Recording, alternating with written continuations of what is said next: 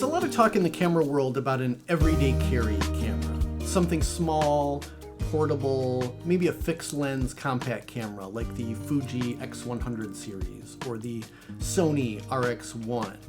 And the thinking goes is that if you have something small and lightweight with you at all times, you can grab those magic moments in between or while you're on the go. When I first bought my Canon EOS M camera, the very first one that came out back in 2012, I immediately recognized the benefits of having something small and light as my everyday camera. I could throw it in my front seat, and as I'm driving around town or on my commute to work, I could pull over and I automatically have a decent camera with me with a good lens, something that doesn't get in the way, and something that I can capture those magic moments that I see while I'm on the go.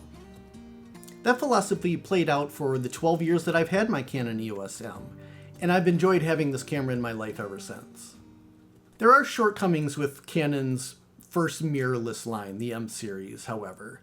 Number one, a lot of these cameras are very slow to focus, and in particular, this very first model, the screen blackout time, the time where the shutter closes, the screen goes black, and then the camera comes back on for the next image, that takes obnoxiously long. Like, it is so long, especially when you come from like a speedy DSLR or even some of the faster mirrorless cameras out there.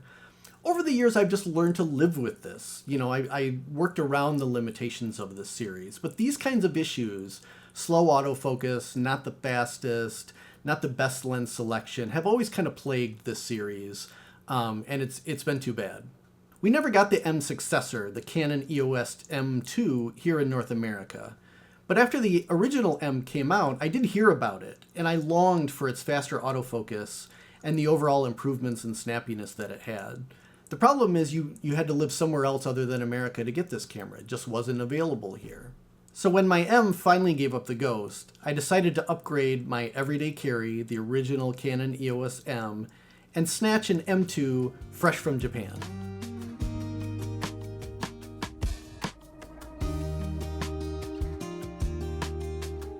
I had a chance to take this camera out to Phoenix, Arizona this summer in July. I know, it was for work, right? I wouldn't have gone out there in the middle of summer with 110 degrees Fahrenheit heat if I had the choice, but there I was out for work in Phoenix, Arizona in July in the desert. But I got to take this camera with me to kind of test it out and see if it was really a capable successor to that original M.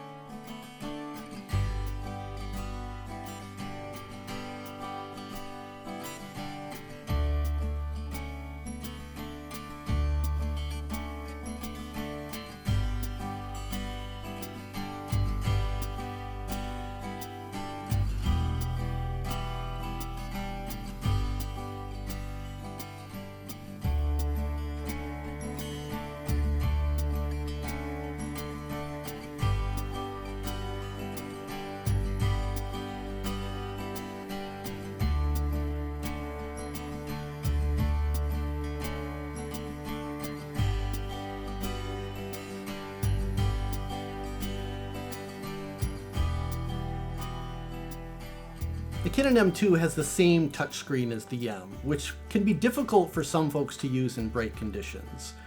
You can't tilt it, you can't move it around like the modern M cameras or even modern digital cameras.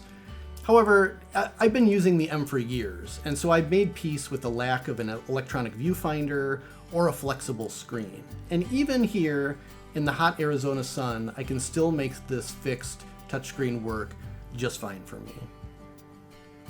It handled the bright Arizona sun just fine, it handled the heat just fine, and the image quality on this camera is just top notch. I love the images that come out of the sensor. It's an 18 megapixel APS-C sensor from way back when in the early 2000s that Canon released. It's the same sensor as was on the original M, so if you love that image quality, then you will love the M2's image quality as well.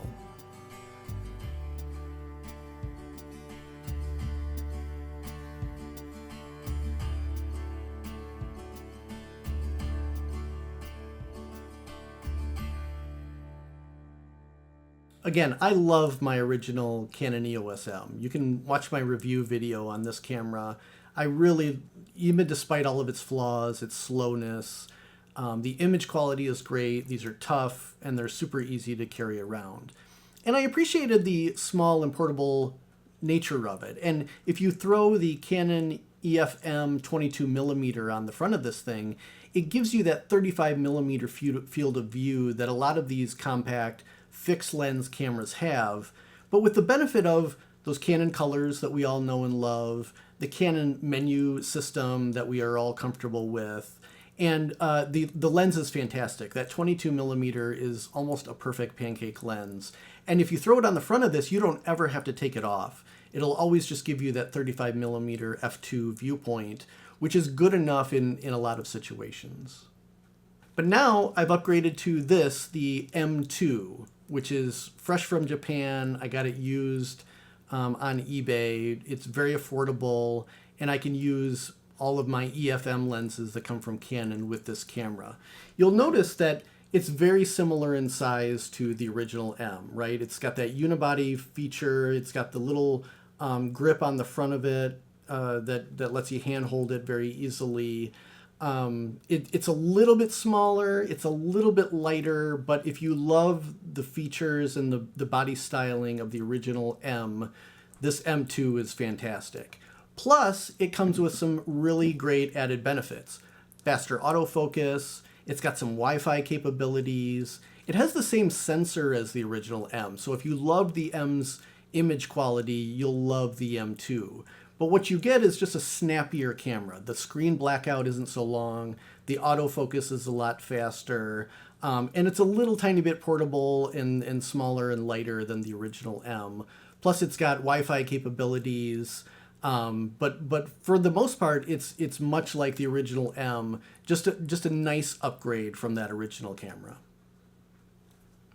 The depressing part is after using the M for so long, and then switching to the M2, boy, the autofocus and the speed of this camera is immediately noticeable. And in fact, if ever I go back to the original M, which I have, because while this camera still works, it's not very operational, but you notice immediately the sluggishness, that screen blackout that plagued this, the autofocus pokiness of this camera.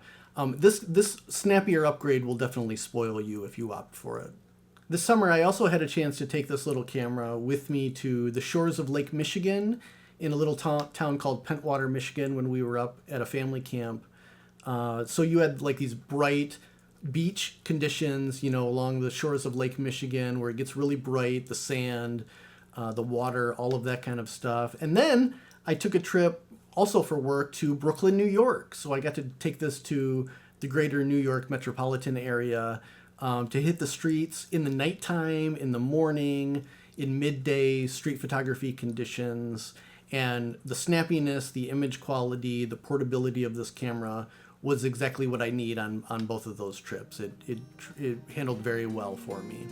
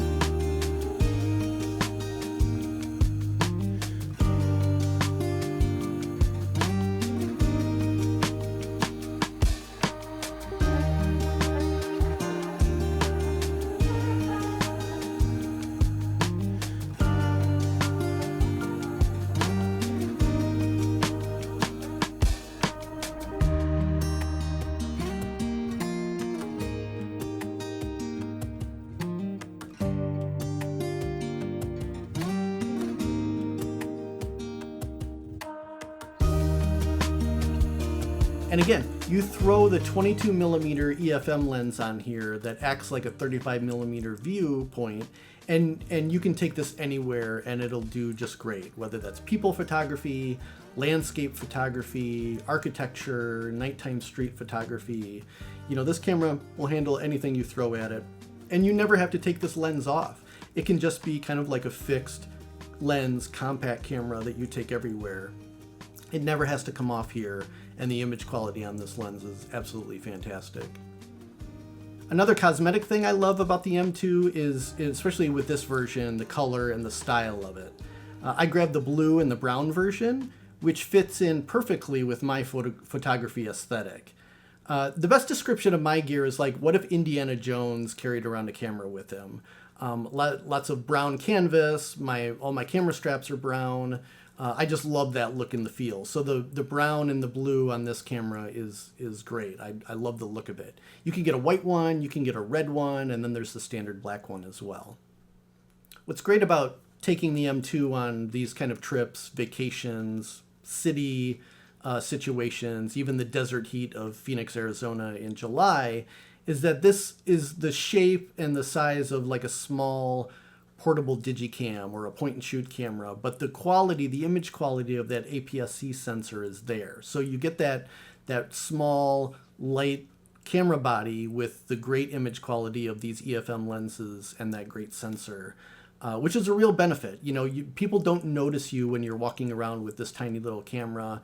I brought it into football stadiums and nobody gives it a second look because it's so small that they just figure it's another point and shoot camera of some kind.